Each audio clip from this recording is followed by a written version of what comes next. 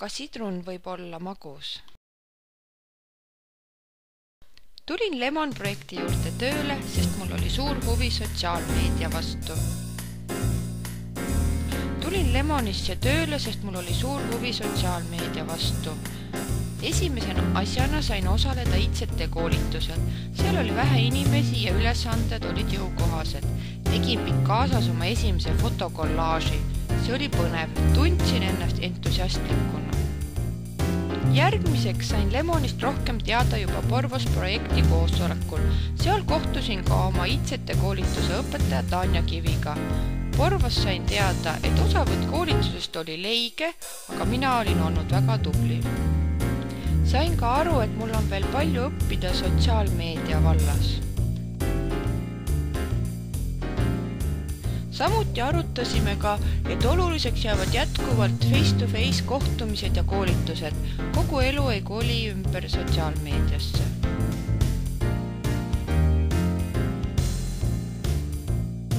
Kolmepäevaselt koolituselt lahkudes oli tunne entusiastlik. Tartusse tagasi jõudes aga oli tunne, et on võimalik sattuda ka ummikutesse. Mõnikord tundsin enda ees lausa suurt müüri, millest üleronimiseks ei olnud jõudu. Kui lumi sulas ja saabus kevad, tundus siiski, et sotsiaalmeedia teel on võimalik käia. See tee on lai ja tore. Augustis Kuressaares VP5 koosolekul valisime välja ka tulevase töötoa lektorid ja teemad. Kui aga hakkasin uurima sotsiaalmeedia kohta laiemalt, oli see täielik kübertsungel. Mida kasutada, milleks kasutada ja kuidas on see kasulik vabahariduses, see oli küsimus. Olin segaduses. Projekti koosolekul septembrikuus Kuressaares saime teada, et Tartu Rahvaülikoolil on juba Facebooki konto.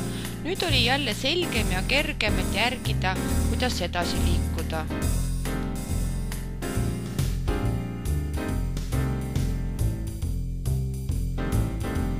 Tundsin kergendust ja selgumist. Tundus, et sotsiaalmeedia ja vabaharidus hakkavad käima koos nagu sukk ja saabas.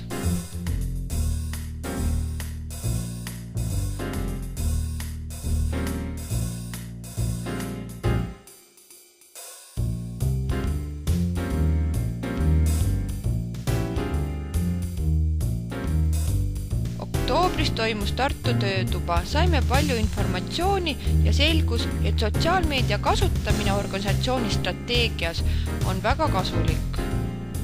Tundsin, et oleme valinud õiged vahendid ja et oleme piisavalt edasi liikunud. Samuti otsustasime, et lisaks Twitterile hakkab Tartu Haritlaste Liit kasutama ka Facebooki. Saime aru, et tahame olla Facebooki põlvkond, mitte vanakooli mehed. Tundus, et oleme kübertsunglis leidnud õige raja.